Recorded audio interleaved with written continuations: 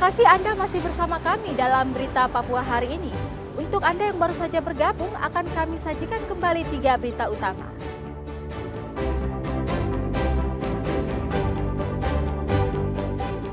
Motor yang hilang di kota Jayapura ditemukan kembali berkat sinyal GPS.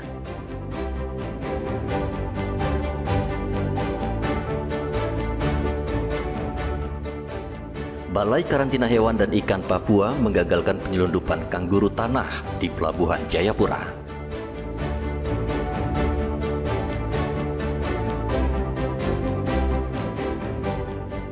Sebanyak 302 calon jemaah haji asal Jayapura dilepas ke Tanah Suci lewat embarkasi Makassar.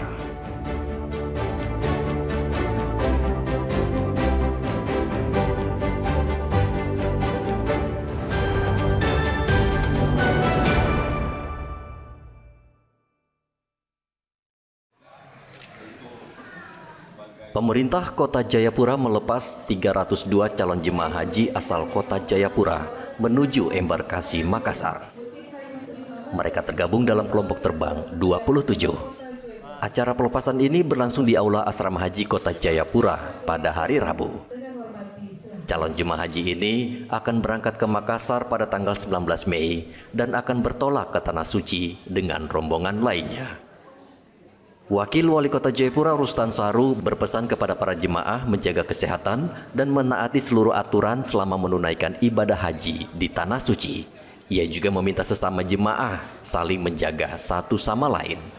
Kita melepaskan keberangkatan calon jemaah haji kloter 27 Kota Jayapura berjumlah 302 orang.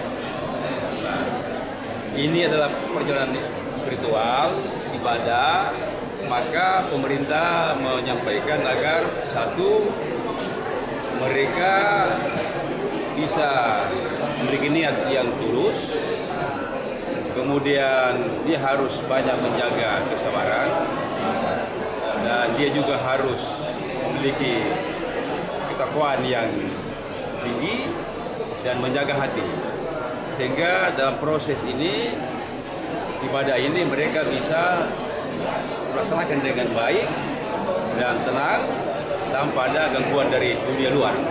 Karena ini semata-mata untuk menghadap kepada Allah Subhanahu wa Ta'ala, Tuhan yang Maha Kuasa. Setelah tiba di embarkasi Makassar pada tanggal 19 Mei, para jemaah haji esok harinya yaitu tanggal 20 Mei bertolak menuju Jeddah, Arab Saudi. Haji tahun ini penuh tantangan, khususnya cuaca panas yang diperkirakan bisa mencapai 40 derajat Celcius. Maka dari itu jemaah harus mempersiapkan kondisi sebaik-baiknya. Dari Kota Jayapura, Papua, Hendra melaporkan.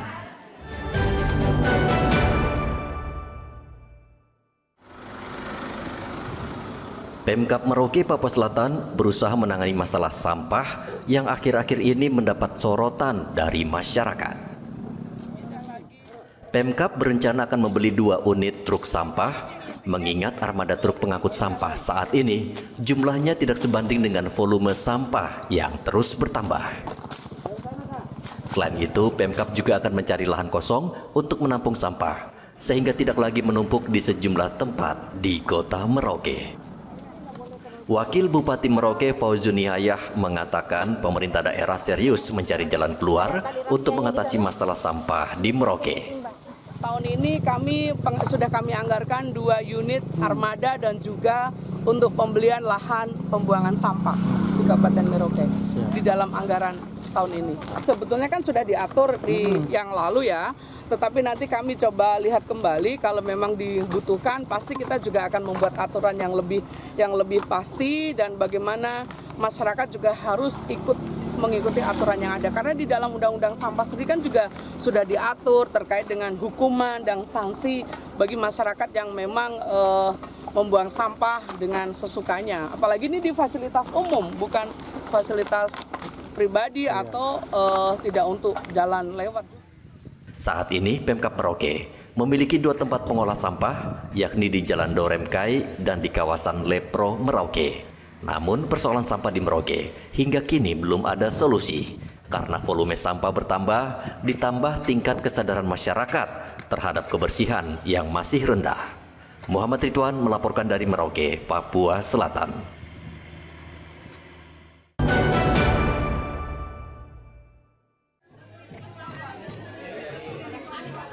Kantor Wilayah Kementerian Agama Provinsi Papua menggelar Festival UMKM Kolaborasi 2025 di halaman kantor Kemenak, Jayapura.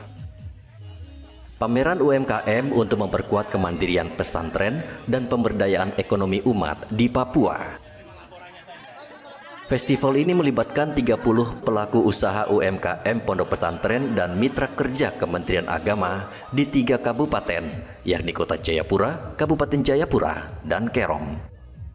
Kepala Bidang Pendidikan Islam Kanwil Kementerian Agama Papua, Hamzah, mengatakan pameran UMKM ini juga bertujuan mempromosikan produk UMKM, yakni abon ikan tuna, kopi Papua, dan makanan lokal. Bagaimana kita melakukan sosialisasi sekaligus memamerkan hasil karya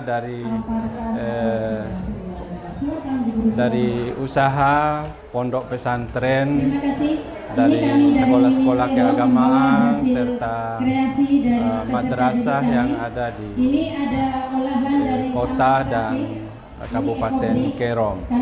Memang di awal ini masih terbatas. Kami hanya bisa menyediakan stand itu sebanyak 23 stand unit ya, stand. Diharapkan pesantren sebagai lembaga pendidikan dan sosial keagamaan juga memiliki peran besar dalam membentuk karakter entrepreneur muda Papua yang tangguh, beretika, dan adaptif. Pameran UMKM ini berlangsung selama 1 hari, dan festival ini juga para UMKM dan lembaga ambil zakat mengampanyekan produk bersertifikat halal. Dari Kota Jayapura, Papua, Hendra melaporkan.